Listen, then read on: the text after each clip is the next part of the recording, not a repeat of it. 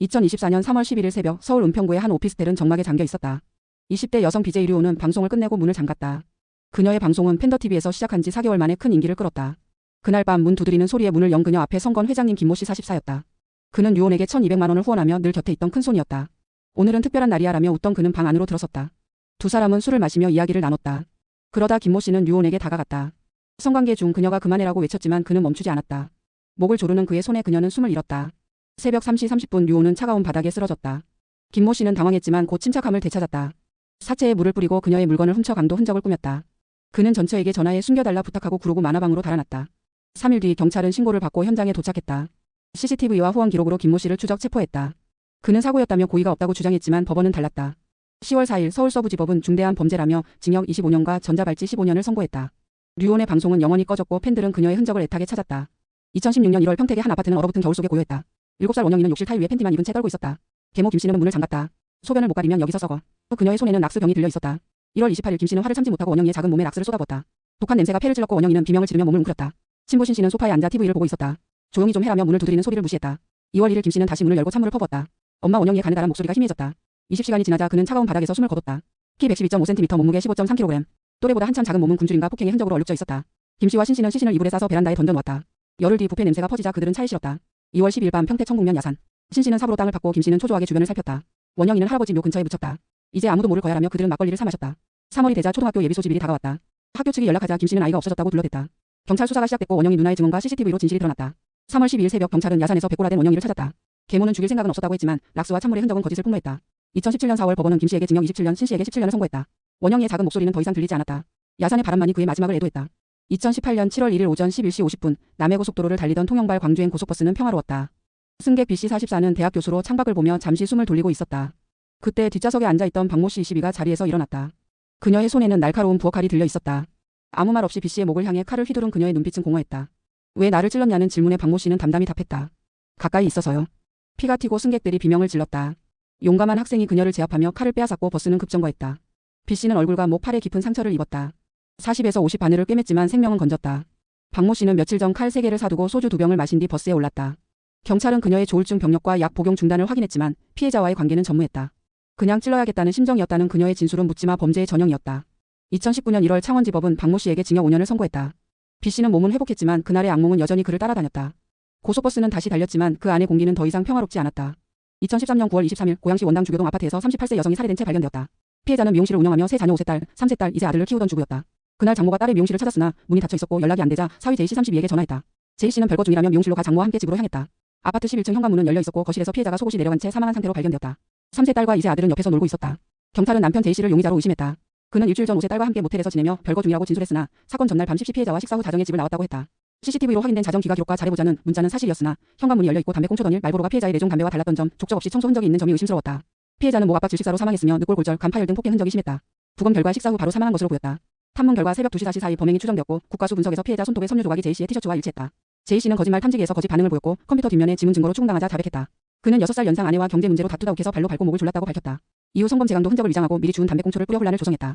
문은 아이들 안전을 위해 열어뒀고 5세 딸에게 복도에서 손을 흔들게 해 아내가 살아있는 척 연출했다. 2015년 4월의 어느 이른 아침 대구 북구 금호강 둔치는 고요했다. 그러나 그 평화는 오래가지 못했다. 강도 풀숲에서 한 남성의 시신이 발견되었다. 피해자는 윤용필 29세. 그의 머리는 둔기에 17번이나 맞아 처참하게 망가져 있었다. 경찰은 즉시 수사에 착수했지만 현장에는 흉기도 뚜렷한 단서도 없었다. 미궁에 빠질 뻔한 사건은 단 하나의 희미한 실마리에 의지해야 했다. CCTV 속 한 남자의 걸음걸이. 수사팀은 사건 당일 새벽 윤용필이 누군가와 함께 강도로 걸어가는 장면을 포착한 영상을 확보했다. 화질은 흐릿했고 얼굴은 알아볼 수 없었다. 그러나 그 남자의 걸음걸이는 이상하리만치 독특했다. 왼쪽 다리를 살짝 끌며 원을 그리듯 걷는 모습, 약간의 오다리와 발끝이 바깥을 향하는 보행. 이 영상은 경찰의 유일한 희망이었다. 그들은 이걸 버거엔 분석이라는 생소한 기법으로 돌파구를 찾기로 했다. 며칠 뒤 경찰은 피해자의 오랜 친구 박모 삼신을 참고인으로 불렀다. 박 씨는 윤용필의 실종을 누구보다 안타까워했던 인물이었다. 하지만 그의 걸음걸이를 몰래 촬영한 영상이 CCTV 속 인물과 놀라울 만큼 일치했다. 전문가 2명이 분석한 결과 동일 인물로 보인다는 결론이 나왔다. 외족지 보행, 내반슬, 원해전 보행이 3가지 특징이 한 사람에게 동시에 나타날 확률은 극히 드물었다. 박 씨는 처음엔 혐의를 부인했지만 경찰의 압박에 결국 자백했다. 그는 보험금 4억 원을 노리고 친구를 유인해 살해했다고 털어놨다. 계획은 치밀했다. 경남 거창에서 대구까지 택시를 타고 오며 기사와 말을 섞지 않고 메모로 의사소통을 했고 시신이 발견되기 전 윤 씨의 친척과 함께 실종 신고를 하며 연극을 벌였다. 그러나 그의 특이한 걸음걸이가 모든 것을 망쳤다. 2016년 법원은 박 씨에게 무기징역을 선고했다. 대한민국에서 처음으로 법원 분석이 증거로 채택된 이 사건은 금호강의 비극으로 기억되었다. 그날의 CCTV 속 그림자는 결국 자신의 발자국에 걸려 넘어진 범인의 운명을 보여주었다. 2005년 12월 3일 전남 여수 돌산도 우두리의 한 중장비 학원 옆 컨테이너는 차가운 바람 속에 서 있었다. 굴삭기 기사 이승내 35는 그곳에서 잠을 청하던 중이었다. 밤이 깊어질 무렵 문이 열리고 그림자가 드리웠다. 범인은 손에 쥔과도를 들고 이 씨의 등에 바짝 붙었다. 잠든 그의 목과 등을 향해 칼이 내려갔다. 한 번, 두 번, 무려 200번. 상처는 기묘하게도 서로 겹치지 않았다. 마치 캔버스에 점을 찍듯 범인은 변태적인 지명으로 칼질을 반복했다. 이 씨는 180cm의 건장한 체격이었지만 방어 흔적은 없었다. 첫 일격에 기절한 듯 그는 저항 한번 못하고 쓰러졌다. 피는 매트리스에 스며들었고 범인은 숨이 끊긴 뒤에도 찌르기를 멈추지 않았다. 군화 발자국 270mm만이 현장에 남은 유일한 흔적이었다. 다음 날 동료가 이 씨를 찾으러 왔을 때 컨테이너는 선열로 얼룩진 무덤이 되어 있었다. 경찰은 특별수사팀을 꾸렸지만 단서는 미궁 속으로 사라졌다. 2025년 현재 돌산도는 여전히 그 밤의 공포를 기억한다. 범인은 어둠 속에 녹아들었고 이 씨의 원혼만이 섬을 떠돈다. 2007년 8월 3일 경기 화성 동탄의 한 집. 도모 씨 식구는 외삼촌 유모 씨 47을 초대했다. IQ 140의 홍익대 경영학과 휴학생인 그는 외삼촌이 빌린 돈을 갚지 않고 폭행까지 일삼자 복수를 다짐했다. 소주에 청산염을 탄 그는 외삼촌이 쓰러지자 침착하게 다음 단계를 밟았다.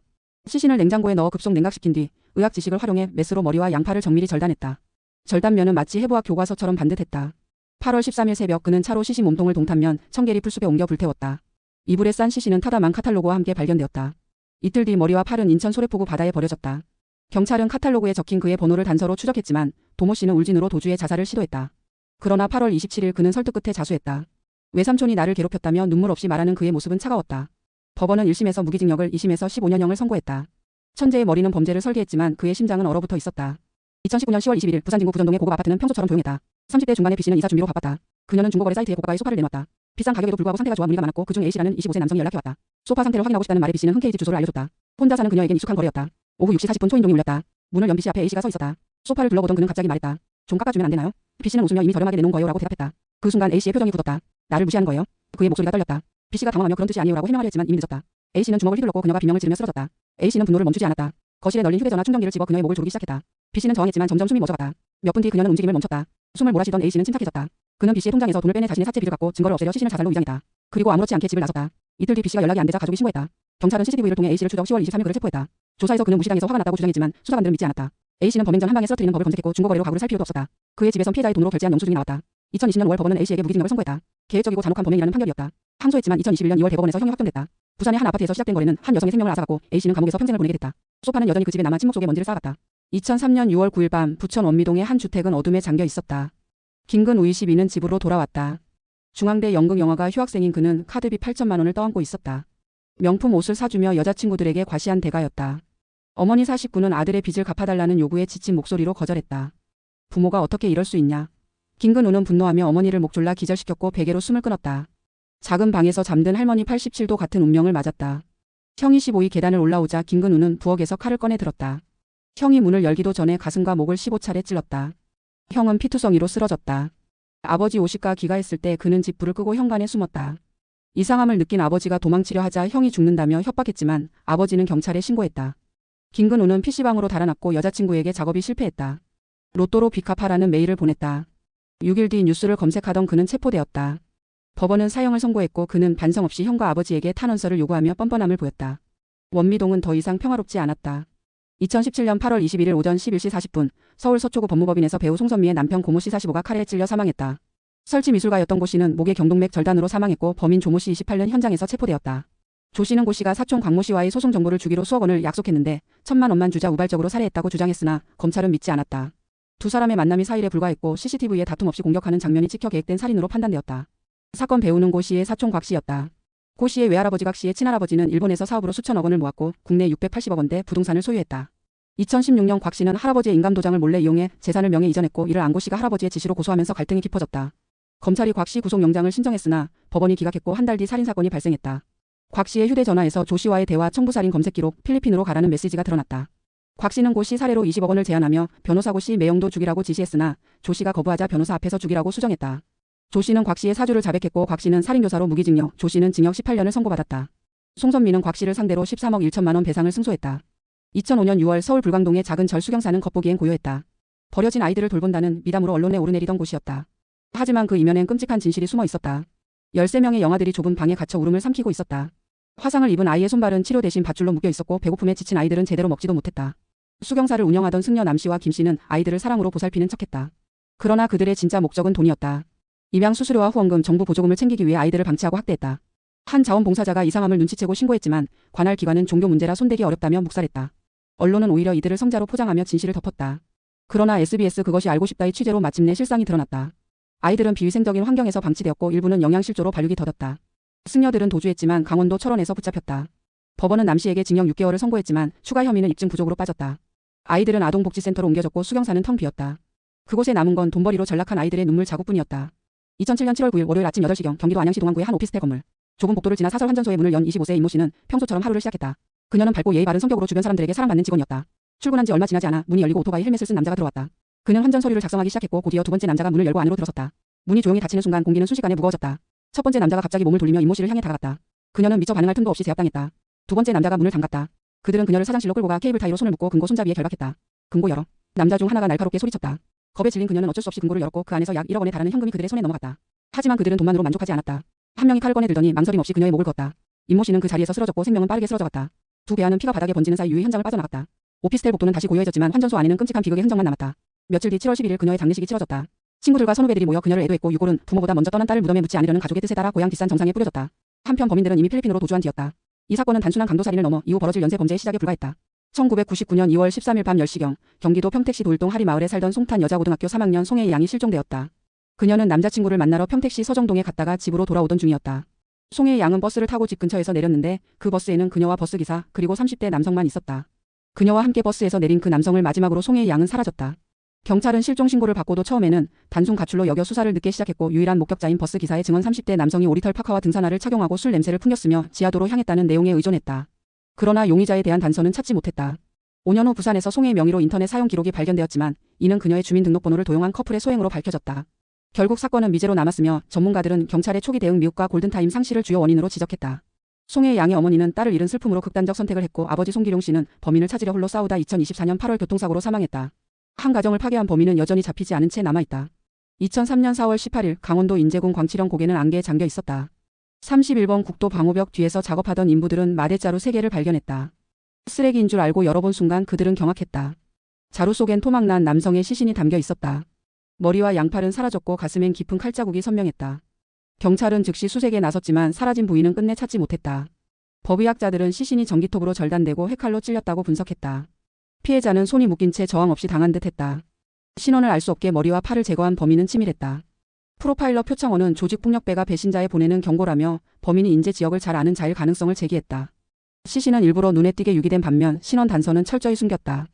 경찰은 DNA와 실종자 기록을 대조하며 20년 넘게 수사했지만 피해자도 범인도 밝혀지지 않았다. 광치령은 여전히 침묵 속에 그날의 비밀을 간직하고 있다. 마대자루 속 시신만이 누군가의 잊힌 이야기를 묵묵히 증언한다. 2003년 3월 충북 제천의 한적한 배수로 공사 현장에서 굴삭기 소리 사이로 비명이 멎었다. 인부들이 발견한 건 머리와 팔다리가 토막난 여성의 시신이었다. 피해자는 서울에서 온 독신녀 구은희 53. 제천과는 연고도 없는 그녀가 왜 이곳에서 끔찍한 최후를 맞았을까? 용의자는 신명호 43 골프 동호회를 운영하며 중년 여성들을 유혹하던 제비족이었다. 그는 제주부터 충청까지 사기전과 시범의 이력을 쌓아온 인물. 구은희와도 골프장에서 만났다. 그녀는 그의 사기 행각을 눈치채고 폭로를 경고했다. 신명호는 입막음을 위해 그녀를 교살하고 시신을 토막내 제천 폐가 근처에 유기했다. 치밀하게 물품을 사 모아 범행을 감춘 그는 심지어 피해자 계좌에서 4,200만 원을 인출하며 태연히 호텔에 머물렀다. 경찰은 CCTV와 통화 기록으로 그를 지목했지만 신명호는 이미 도주한 뒤였다. 15년간 추격 끝에 2018년 그가 속초에서 지병으로 숨졌다는 소식이 전해졌다. 법의 심판은 받지 못했지만 그의 그림자는 제천의 골프장에 여전히 드리워져 있다. 2003년 12월 29일 서울 거여동의 한 아파트에서 박씨 31세 여성과 그녀의 아들, 딸이 목이 졸리거나 질식사한 채 발견되었다. 집의 문과 창문이 모두 잠겨 있어 대한민국 최초의 밀실 살인 사건으로 불렸다. 경찰은 처음엔 박씨가 자녀를 죽이고 자살했다고 의심했으나 우울증이나 유서가 없고 저녁 식사를 준비 중이던 점을 고려해 타살로 수사 방향을 전환했다. 현장에서 박씨의 죽음을 슬퍼하던 여고 동창 이씨가 손에 상처줄로 생긴 듯한 자국로 의심받았고 신문 끝에 범행을 자백했다. 이씨는 박씨의 집 구조를 파악해 범행을 계획했다. 사건 당일 아들을 작은 방에서 목 졸라 벽장에 숨기고 박씨를 깜짝쇼를 핑계로 유인해 빨랫줄로 살해했으며 10개월 된 딸은 비닐봉투로 질식시켰다. 이후 출입구를 잠가 밀실로 위장했다. 범행 동기는 이씨가 박씨의 남편과 불륜 관계에 있었고 박씨의 행복한 가정에 대한 질투였다. 이 사건은 거여동 여고 동창 일가족 살해 사건으로 불리며 2016년 영화 멜리스의 모티브가 되었다.